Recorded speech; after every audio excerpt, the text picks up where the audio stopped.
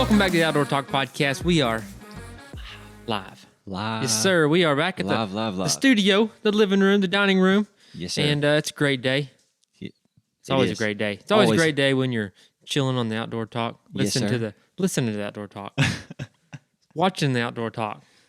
Hey, for all you listeners out there, make sure you're paying attention to the road. I know a lot of our listeners they like driving and listening to these podcasts. Yeah, so I even listen to our own podcast. I do too. I'll edit it. I listen to it after I'm editing like a bunch, and then I'll listen to it, like one more time before I publish it, and then I publish it, and then I listen to it, make sure it was right. Yes, sir. And then I listen to it again later down the road. There it is. So, and I share it. Getting them views up. Y'all should share it. Man, we have an incredible, like I said earlier, I don't know if this will be on there or not, but incredible archer here. His name's Nelson Cobb, a.k.a. Nelson Cobb Outdoors. They call me Robin. Robin Hood, because that's all he shoots. Robin Hood. Yes, sir. Money bags. But no, this bow right here, I'm telling you, I told you last time, it's professional, but he's even done some other things, fine-tuning it from putting the glaze on it. What is this called? I sealed this wood with beeswax. Beeswax. And you can seal with all kinds of stuff. Linseed oil, beeswax. You can put polyurethane on it. You can do all kinds of stuff. But I wanted that more natural finish. So I got a natural beeswax, and I heated it up with a heat gun, and I smeared it on there, and then I heated up again a little bit on this and took a rag, actually an old T-shirt, and I just buffed until it like impregnated the wood with the beeswax. So it seals it up, makes it waterproof, and I'll probably put another coat on it. It's nice. Just like once it, right here, I actually did a little more tillering, so I need to put more beeswax on that today because this thing actually settled a little bit, and it's gotten a little more positive tiller than I would like. Yeah. You want a little positive tiller the way I have the handle set up, the way I'm shooting 3 under, but it's gaining a little bit more just because it's getting broke in more.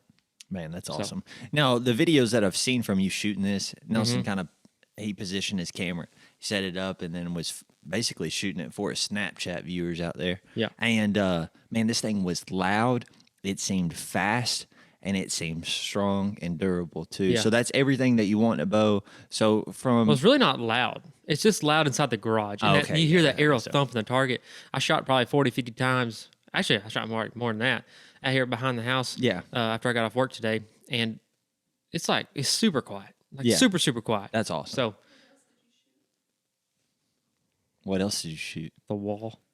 You shot a wall? I shot the wall in the garage. Oh, no. Anyways. Hey, that's an easy fix. I was sitting there messing around with this. Not this bow, the other bow, the hickory bow I was making. And I was just sitting there just pulling it back like this, just barely, I just pulled it back, shoot the target. And I skipped off the target and I hit the wall. It didn't even go through. But it made a loud noise, and Elise, I ran away from the target real fast and acted like I was doing something. And she walked out there, was like, "What was that?" I was like, "What was what?" She knew exactly what happened. Just played it off. But I mean, it just put a little dent in the wall. It didn't even go through because, like I said, I just barely pulled it back. But it is what it is.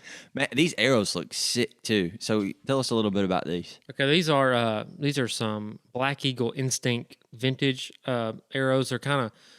They're a micro diameter, but they're wood grain looking. But they're still a carbon arrow, and they're 100% carbon. But they look like a wood grain. Essentially, it's a thinner arrow then. Yeah, it's a micro diameter arrow, tiny little sucker. Man, this thing but is sick. I've got a 100 grain outsert on it, stainless steel outsert, and then I've got a 200 grain point. So I have 300 grains up front on this arrow, and this arrow is like 29 inches.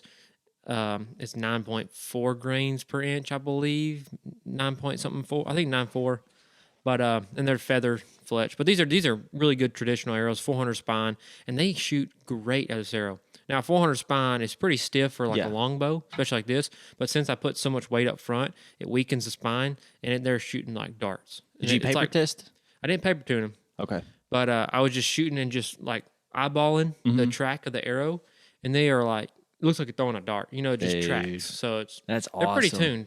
And I was just shooting 20 yards. So these arrows too look sick. They look like the real deal. Yeah, they're great arrows. Like in my opinion, I've only for traditional bows, like these are the only arrows I've shot. I had some cedar. They were cedar or Douglas fir. I think they were cedar arrows, a little bit bigger, but they were flu-flus. And I used to shoot those a little bit, but I broke them all. Actually, Annie broke my last one. I told her to go get it, and she brought it back and snapped it. Oh man! But At least she was bringing it back for you. yeah, these carbon arrows are really nice because they're a lot tougher, and like Yeah. you can, wood's great. It's more like traditional and stuff, but like when you're shooting hogs and stuff, these arrows. I mean, technically, when you shoot an arrow into an animal, like you expect it to break, but you get a little more durability out of a Now, carbon arrow. But when you're shooting a game, what size broadheads are you gonna shoot? Still, are they 200? I'm still gonna shoot a 200 grain point. Okay. Broadhead. Fixed blade, of course. Fixed blade. Okay. Yeah. I'm going to shoot a single bevel fixed blade. And on a traditional bow, they're all different, but these are fletched with the left hand fletch. Okay. So like normally, like on my compound, I fletch with a right helical. These have a left helical. And when they come off a longbow, a lot of times they're coming off on the left helical. So you want to, when you pair them up with your single bevel broadheads, you want to pair them up with a left-hand beveled broadhead. Okay, instead of a right. Instead of a right. Gotcha. And I have some rights, but I'm probably going to shoot them to see what they do. But the thing about a single bevel, it turns. So if you're spinning left, you want the turn of the broadhead to keep turning left. Okay. So if you don't, you're going to counteract when you hit that animal. I got so you're you. spinning one way and then it hits and it's going to go like that way and you're going to lose a lot of energy. Yeah. Well, the fact that the inserts are so heavy, I do know.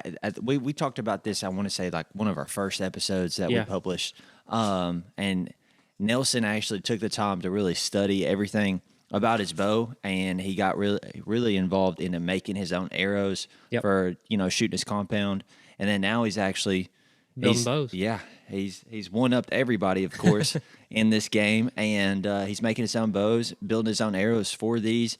And kind of adjusting with what he's doing. Yeah, definitely. I think it's a lot of fun. I just like archery. It's a challenge. It's not just pulling a trigger, which there's pulling the triggers. There's still a challenge to that too, like long range and just overcoming the breathing aspect of that. But the archery deal, you got to get close to them. Mm-hmm. And then it's kind of like the reason why I started building my own arrows was like I was reloading my own bullets, and I was like, why don't I just build my own arrows? Yeah. I just started building my own arrows, and then I started building my own bows. And I'm gonna start building I'm thinking about building some wood arrows for this bow. That would be sick. And just to try it. But no, some okay. stone points. So Nelson, he made a really good point last week. I don't know if we were on camera or off, whatever. But he said, "Man, I want to shoot an elk with this bow." I was like, listen to this. How neat of a story would that be? You have kids, then you have your grandkids. Back in old 2022, son, man, I built my own bow out of a hickory tree there on the land. And, man, yeah. Bodark. Oh, is it Bodark? Yeah. Oh, man. This is Bodark. That's how I'm shooting myself But I'm making in the foot. hickories too, so it don't matter. Yeah, and you're fine tuning them. Don't get me wrong. I told him he needs to sell them, but I just think how awesome of an experience and a story like that you could pass down from generation to generation. You could give this to your grandkid one day and be like, "Yeah, it's still going strong." I know that wood right there is going to last a lifetime. Dude, that's as wild. long as I don't on my part doesn't break or something. But I know Bodark. You'll see old Bodark posts, like fence posts out there on the fence lines and stuff. Those things have been in the ground for who knows how long, 200 years, I don't know. It's crazy. They're old, so and they're still solid as a rock. So I know this thing will outlast my life. Now, the string process, was that difficult? Did you build the string yourself? I did build the string myself, and because looking at it, it looked sick. Yeah, that's just a simple orange, black. For some reason, I'm liking the orange and black combination. That's what I put on my compound bow was orange and black strings. But I just like that combination. That is a Flemish twist bowstring that I made. It's a 12. It's actually a 14 strand string. I put 7 strands of orange and 7 strands of black, and then I hand twisted, like a reverse twist. Yeah, Flemish twist, and I got it perfect. And then I put a little soft knock on there just for a little where your knot goes. Your knot goes right underneath it. Just a little soft knock. Do you want to tell them what this is too? This is a finger saver tab. And anyway, you just put it on your hand like that. This one's made for shooting 3 under, and I'm kind of experimenting with that. I always shoot split finger, so I always shoot 2 under, 1 over, like bow fishing. It's just I've always been more natural that way. Well, I started doing some research, and some guys are saying that 3 under is a little more accurate. You get the arrow closer to your eye when you're trying to look down. I've never done it, so I was like, you know what, I'm gonna try it. And so far, I'm liking it. I'm liking it a lot. But like on my other bow fishing bows, I'm not gonna go to split 3 under just because I like the split fingers better for like quick shooting and stuff. And this one's kind of more of just like holding back, and you can kind of, just I feel like you can focus more on your target. Yeah. Yeah. Instead of Do you essentially feel like you're more accurate though? I mean, like everyone's saying, "Hey, 3 under, this is the way to go." I don't know. You haven't shot it I have shot it enough, and I Okay. don't know if I'm more accurate. It's kind of it's more comfortable to shoot, especially with which I mean, if I had one of these, a split finger has a little groove cut out of it, and I might even take this one and just cut it out myself. Yeah. That way, you can do both with. That That's would what be I cool. should have done. I should have Yeah. bought the split finger so I can do 3 under or split. But anyways, you can make these things a little leather piece. That's really cool. Pretty too. simple. I didn't know it. You slid it over your finger. Yeah, you put it like this, and then you just slide your finger through there, and then it lays right there on your fingers, and it just keeps your That's fingers sick. protected. Yeah. And it makes it where the string doesn't dig into your hands Oh, real yeah. hard, so you can actually, you can pull back, and that leather protects your hands. It's My just, hands are pretty calloused up, so it's, and when you release it too, you just kind of it's same thing with the thumb release. You just you barely let go. just barely let go. Okay, That and real it'll just- soft, and that string will just slide right off that leather. Man, that's sick. So Now I made the adjustment, not this bow season, but last bow season. I went with a thumb release, and you encouraged me to do that. Yep. Your thumb release, you had the knock on. The That knock dude's to like, yep. And he's a big timer. I used to follow like way back in the day when I was pushing my social media account real hard in the outdoor world or whatever. Yep. Man, I was pushing it hard, and that dude was one of the first guys that I followed. It's Knock on TV, and the dude he just knows his stuff when it comes to bow hunting. He does. John Dudley was a professional archer and stuff, and he's very knowledgeable at teaching. He's really good at getting across and teaching people Yeah. on how to, the right form and stuff. And he's great YouTube channel on the, I think it's called School of Knock, and Yeah. you can go through the whole series, and it's great.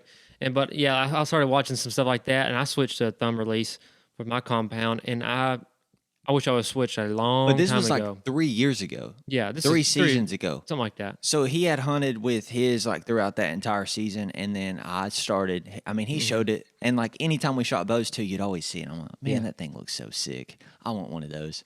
And the way that his was made, it was a little stronger, like material, and Just the then build quality, it's nicer essentially. Machined. Yeah, anodized aluminum. but it's really cool shooting a release that you're not strapped to, because one of the main problems that I had with, and this is kind of, I could fix it if I really wanted to. Yeah. Either A, not put my release on at all while I'm hunting, which is dumb anyways, or two, not text or get on my phone at all. But I hated when you'd be messaging or Yes. texting, and it would Flopping just all over everything. constantly slap your phone, and it's loud, and it's just Yeah. it felt like it was always in the way. Reaching in your pocket, and it's like, it bends back, and it's like doing all kinds of crazy stuff. I like the handheld. You can clip it Yeah. on your string, hang your bow up, There and it then is. like when you get ready to go, you just grab your bow, grab that, and just draw. There it is. And when you're pulling this way, I can pull the bow back so much easier, smoother, and I can anchor Yeah. a better anchor point, and it just shoots great. Now there is, if you go on Amazon right now and check them out, like you will see so many different Tons of brands, They designs, different yes, designs. it's designs is the big kicker. But like, Yeah. is there one that really stood out to you though? Like when you're Well, I was looking for a good quality Mm-hmm. aluminum. I wanted a thumb button so that you can get a handheld. You can get a hinge release, which you pull back and you just rotate and it I hinges. don't like the hinge release. Hinges are more for like target archer. You can definitely bow hunt with them, but they're more of that surprise release Yeah. style. And then there's a back tension release, which you hold the button, you pull, and then like once it pulls it so far, like there's a weight setup in there. So like Yeah. you pull, and then once you pull too much weight, it breaks free and it goes. It's pretty cool. Those are that really sounds good for crazy. helping with what do you call it? What do you call surprise it? shot? No, like when you're flinching. What do you call that? Flinch? Like when you're target panic. Oh, okay. They're There we really go. good at helping with target panic. I don't Oh. know why I couldn't think of that. No, 'cause- yeah. And target panic is something that everybody struggles with. Oh, well, I'll say everybody. I struggle with it, and that's just something you got to wrap your mind around. And target panic, all it is like you're pulling back, and then you get close, you think you're jerking, and Yeah. you're punching Oh, it. I got you. So Kind of keeps you calm and steady. Yeah. Where it surprises you. yeah, Then that So- arrow goes slinging too as well. yeah. Archery is awesome. I love it. Oh, it is it's fun. just to get to go out and do whatever you're doing. I mean, I can picture you back of an ATV chasing down hogs, like Right on Rambo the over back here. and Yes, sir. slinging some arrows, Face like running paint gun. on. Yes, sir. That'd be crazy. But it's one of the things that I do like about this bow right here is how light it is. You know what I'm saying? Yeah, Like, what do you this think thing, about it? Pound, 2 pounds? it has to be. And it's 62 inches long. I was joking around, just saying like, "Oh man, like you ain't gonna take this thing to Colorado." You could easily pack this thing in. Yeah. You could put the string in your pack. You could literally do what you said and just kind of carry it over your shoulder, whatever. I mean, and have a chance to kill a stinking nice 6x6 bull elk on. yeah, I was shooting it and I was sending y'all videos. Well, I sent Peyton a video, and he called me like instantly almost. He's like, I did not realize how hard that bow is shooting. So when you Dude. said you were going to take it to Colorado, he said, Yeah. I was like thinking you're crazy. I was like, and then I saw your video, and he's like, that thing is unreal. He's It is like, sick, and he started man. asking me all kinds of questions about it, and I was like, I'm telling you, this is a real deal. This is a high performance bow, Oh, long yeah. bow, handmade by your one and only. yes, yes, sir. Yes, sir. Well, so what's your plan now? Do you plan on making a lot more of them? Do you plan on never stopping? Yeah, I don't. Like, where does it go from here? I'm just You've gonna already keep making bows, keep perfecting my craft, and just make different designs, make more of some more recurves, maybe some reflex deflex bows, some different handle designs. You know, there's all different things you can do with the bow, and every piece of wood's different, so you're always having a different challenge that's to cool. work with. So it's just it's a lot of fun. It's a great hobby. You know, it's just you never know. Might turn into a business one day. That would be sick. That would be awesome. One of the things that I do want you to mention to the audience out there, like we have like, can you imagine like a live audience really Yeah, paying we do. attention to us? We got the do. Outdoor It's- Talk Nation. Yes, yes sir. Yes, sir. But talk to them a little bit about the knots that you have to work around, and then I want you to talk and discuss the ring. Okay. Because like the I growth think, ring? yeah, the growth ring. I think that is one of the coolest things about it because how precise you have to be, Yep. and the level that you have to. It's just Yeah, explain we it can a touch little on bit. that some more. Okay, so on a Bodark bow, Osage bow, that's what they call them, Osage orange. You have to take one growth ring for the back of the bow, and what that is, so on your stump on your log, you know, you have the growth rings. There's 2 different growth rings on there. You have early wood and late wood. The dark colored one is the late wood, which is a harder wood, and the early wood is that soft wood that's in between, and it's the growth period between them. Yeah. So you on an Osage Bodark bow, you want to take the late wood ring, the dark one, Darker. and you want to take one layer all the way down the length of the bow. You're going to come across knots, probably in pin knots. You'll see these little small pin knots. Pin knots aren't as bad as like these bigger knots, but if you take your time and go around them, and then come back and like with a knife or like some sandpaper or something, fine tune, like scrape just around them, you can make the knots ain't a problem Right. at all. Now you can when you're going through there and you're backing this bow going down with one ring, you can go through there and you can actually cut across a knot. Mm-hmm. And if you cut across a knot too hard, it'll crack out on the backside of it. And then once you do that, you have to go to the next ring and start over.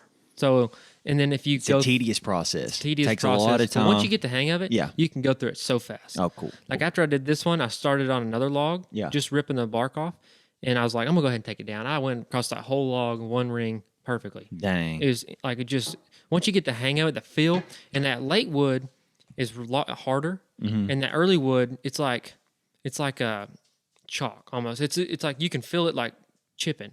And like That's once you go crazy. through it, you're like, chick, chick, chick, and then Yeah. your draw knife will go right through that early wood, and it'll hit that late wood, and it'll just like glide right over top of it. Dude, that's sick. So it's once you get that feel, you can just cut right through it. It's really Sweet. easy. But this one right here is pretty perfect piece of wood. There's not a whole lot of knots. There's a few little pin knots here and there, but like I said, I took my time and just finessed around them.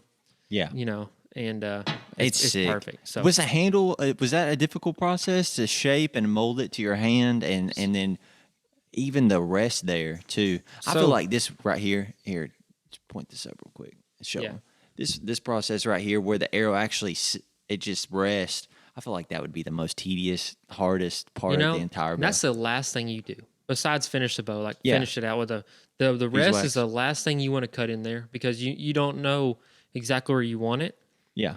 You have an idea, like I'll rough draw on there, like I'll draw it out That's and I'll cool, rough too. it out. And like the handle, I just went with something that felt comfortable in my hands. Honestly, I really had no idea where I was going with it. It looks professional made, like if you could see it up close. I just leave a bunch of material in there. I draw the fades in, and then I just had it like a squared off. Just it was literally square. And then I just started filling it, and I was like, you know what? I'm going to take it down a little bit. And I took some off, and I felt it. And I just kept doing that over and over until I found something that fit my hand really good. I like it where I can wrap my finger around. Yeah. And I kind of get that little, whatever, Cheerio. Cheerio. I just like that feel right there. Yeah. And then that little swell right there kind of fits the back of my palm really good. And then the last thing I did, I went in there and I cut the shelf out. If you notice that shelf right there, I don't know if you can get a good idea like that. Oh, yeah. It's kind of got an angle cut to it. Yeah. So what that angle cut to is, I don't know if y'all can see that or not. That angle right there is a pivot point for the arrow. So this is hard to do. Yeah, no, but you your can arrow is gliding right there in that pivot point. Yeah. So it has less friction, so it's not going across the whole thing. Okay. But you want the whole thing, so you have to have that whole cutout. But that little pivot point is where your arrow goes, so you have that perfect low friction spot. It's just a slight little incline before it levels out, essentially. And it glides on that incline portion of it. Yeah. And like, I don't know if it's hard to show it. We're a weird angle to be showing a 62-inch long bow all over the place with, hit the chandelier. Big chandelier above us. Can you imagine? That would be terrible. It falls off, breaks the table. But yeah. End of the episode. Yeah. But yeah, with the handle, I just kind of went with something that felt comfortable. It's, I probably could never get that same handle. I might get a good feel, but I probably could never get that same exact handle again. Dude, that's crazy. It's cool, too, that you actually took the time to sketch it out before you just went deep diving off into it. I've actually gotten really interested in shoes, like high-end shoes for like just Nike in general, like just Dunks, lows, highs, Jordan 1s, whatever. And there is a YouTuber. He has a Snapchat, too. It's like Marco or something like that. And this dude, he like fine-tunes tennis shoes. Really? Yeah, like these high-end, like if it's Air Force Ones, he customizes like just white shoes and then sends them to like celebrities. And he goes something new every day. Yeah, like takes them to them and stuff. I didn't know people were into shoes that much. Oh man, it's crazy. Like I'm into bows, they call them sneakerheads, or whatever. But anyways, I learned something new every day. It's really cool because one of the things that he doesn't like when he's applying his artwork. Sometimes he just freehands it right. But like if he's doing painting or sketching on the shoe, he'll sit there and sketch it out with the pencil before he goes into with the permanent paint or I say permanent paint because there's a coating you have to put on top of it all, so it keeps it and holds it. I got you.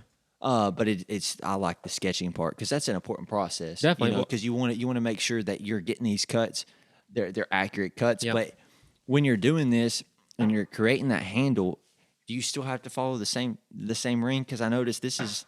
You still the have thickest part of the bow. Yeah, you still have to take the back of the bow, the one growth ring, all the way across the handle, right here on the top. Even though from about that 8 to 9 inch span right there, is a static handle, so that doesn't bend. Okay.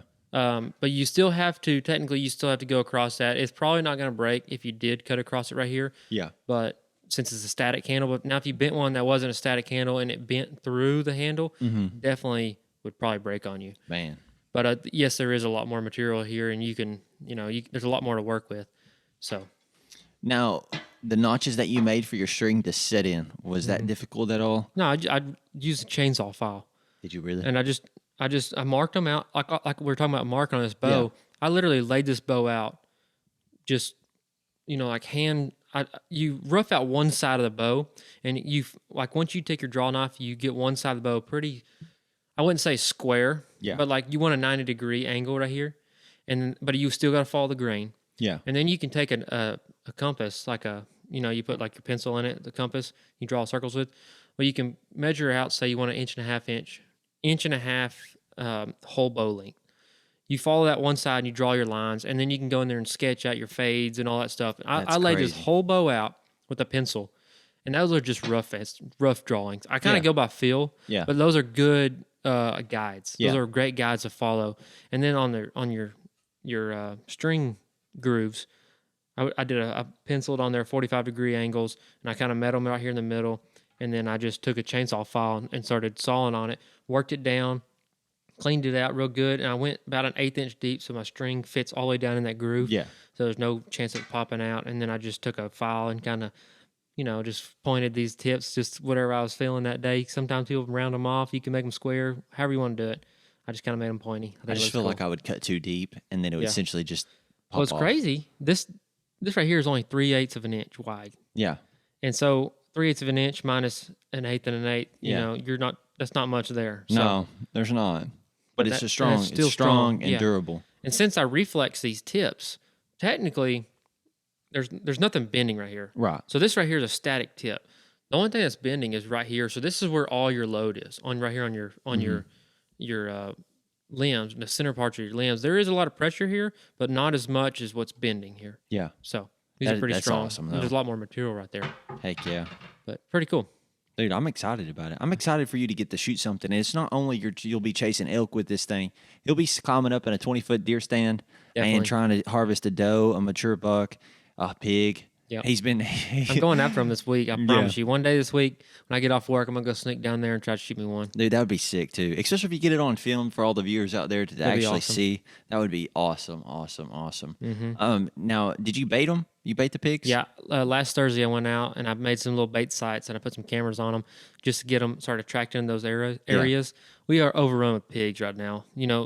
Here in Texas, there are hogs everywhere. And they make great live targets to practice. Yes, sir. And they are super, super tough animals. And if your arrow combinations with your broadheads, your inserts, and all that good stuff can penetrate a hog, you can penetrate an elk all day.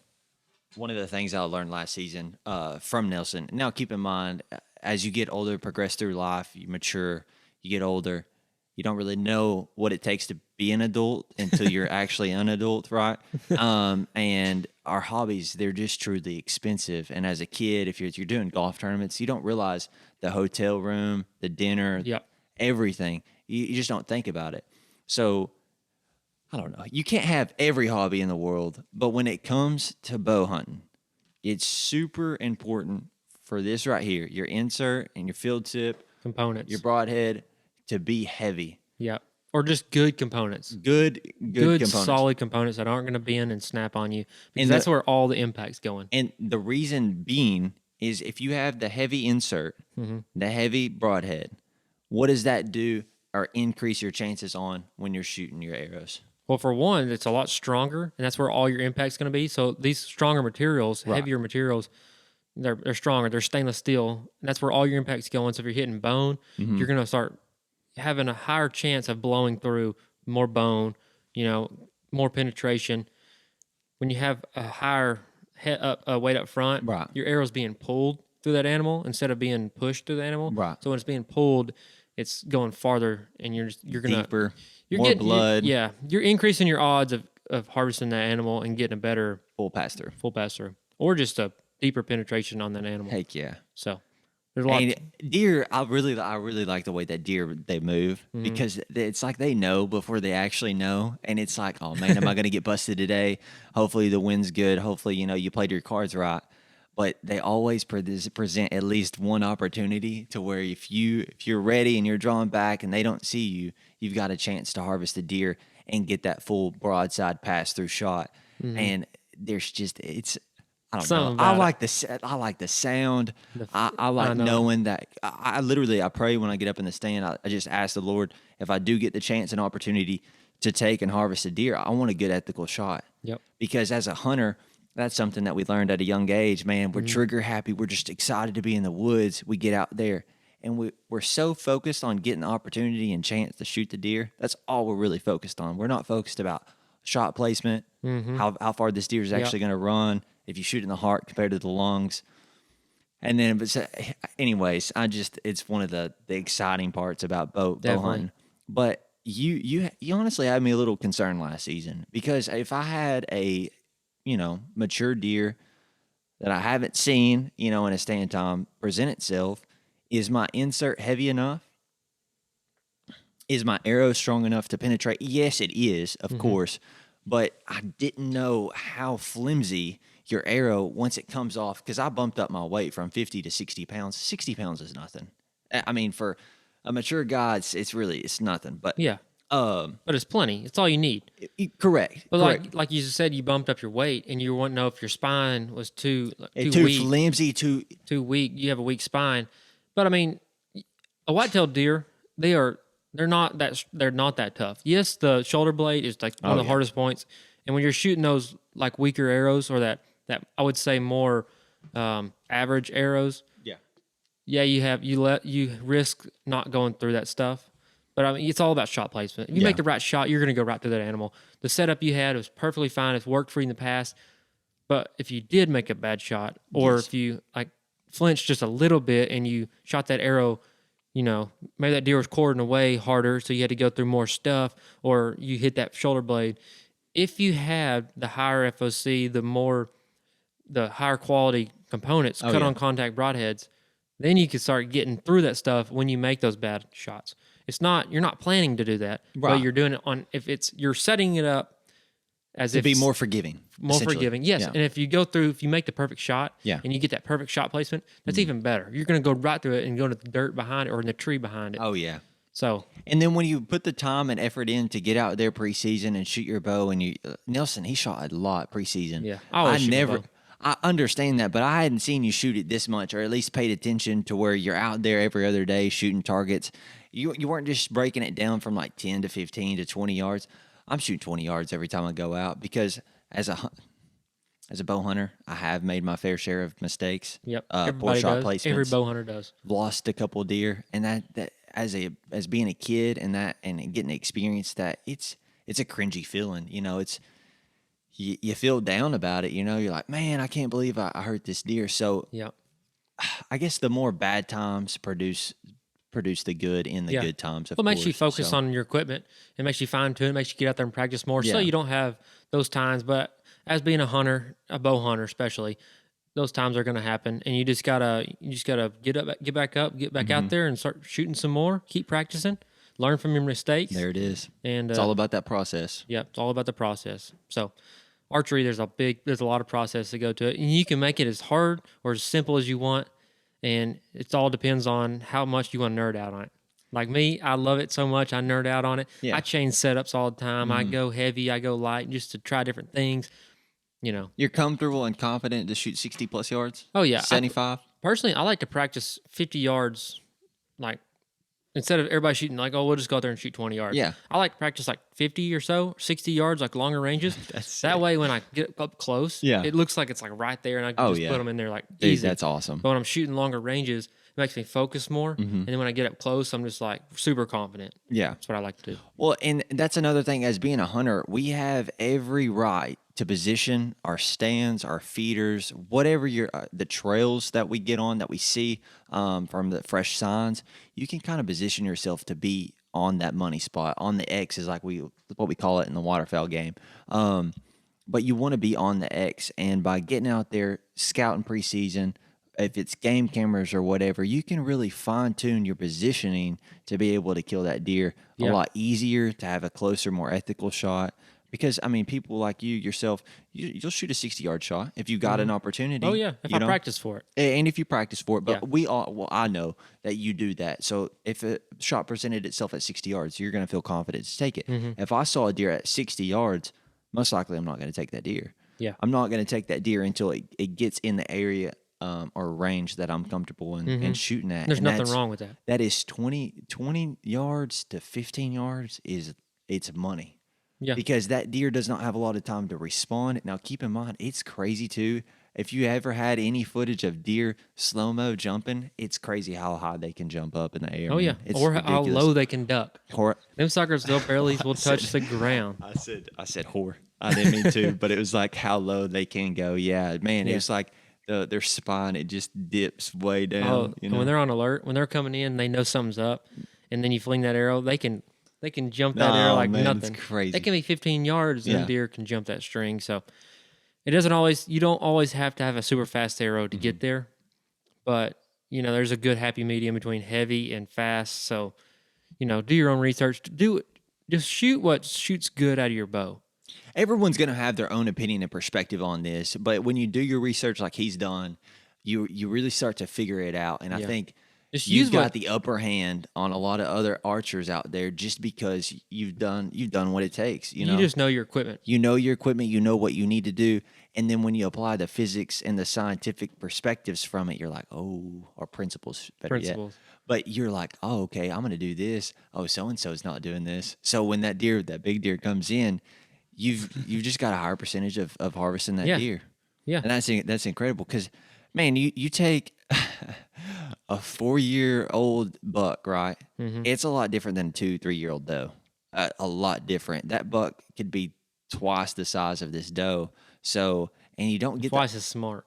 and twice as smart too. And that's unfortunate, man. They're just they're so intelligent. But they're dumb during a rut, and that's when to chase them anyways. Definitely. But yeah, like they are a lot bigger than those does. But it's cool, like you said, better components in the products that you're shooting, from the compound bow to the arrows to the inserts to the broadheads. You fix everything, you understand it more. It's a game changer, and that builds your confidence. So when that deer 100%. walks out there, you're like, "Oh, this is it, man." But see, like, I have a difficult time with buck fever, and it's not going to get better until I harvest my deer.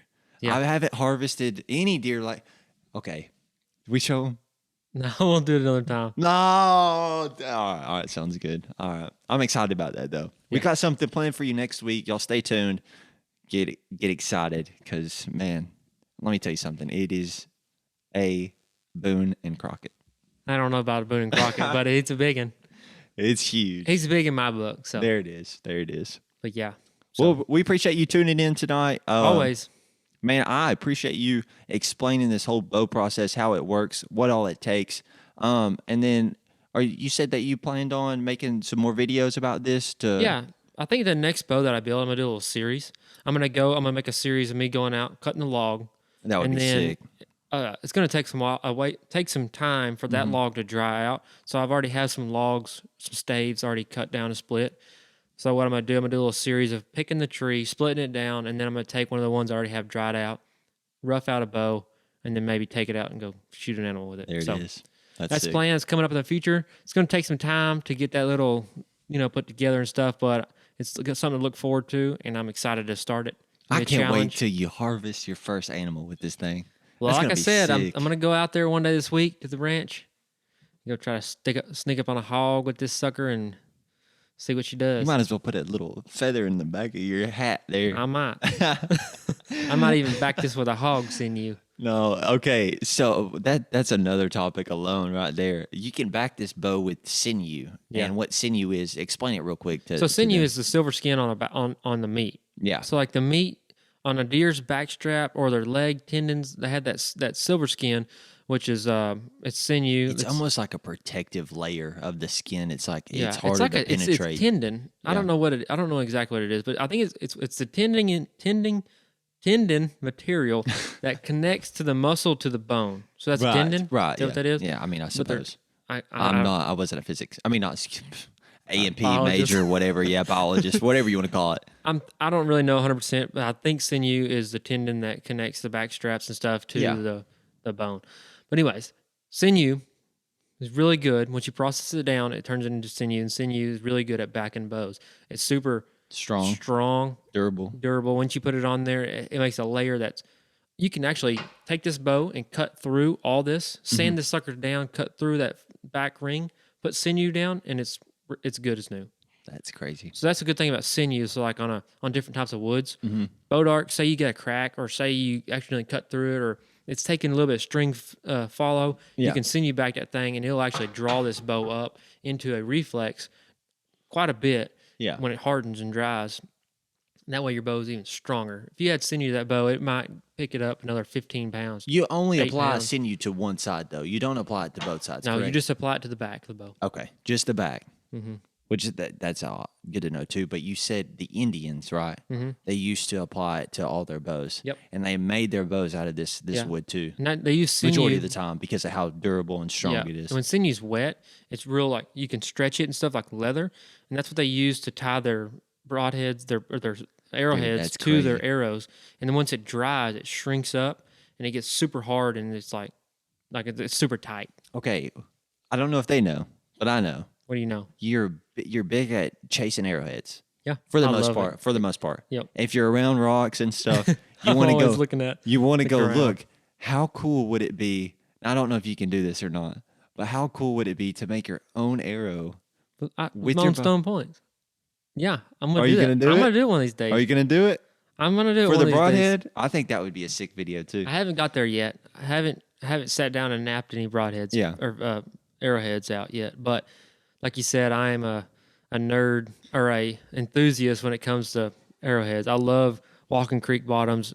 Anywhere we're walking, like turkey hunting, deer hunting, whatever, my eyes are glued to the ground. And normally you're supposed to be looking for tracks. I'm looking for arrowheads. I promise Looking you. for arrowheads. Or any artifacts. I think it's so cool to see like past history and like that arrowhead might have been that same spot since somebody from 200-300 years ago or longer, that's wild. 1,000 years ago, Oh, whatever it is, that's last touched it.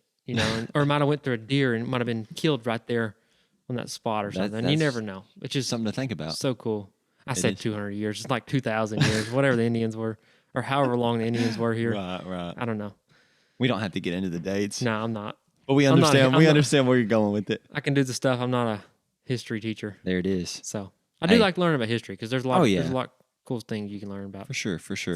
Well, we appreciate y'all tuning in today. Yes, sir. Excited about next week. Like I said, we have something huge for y'all. Dude, I'm pumped. I want to show them right now, but I can't because it's not mine.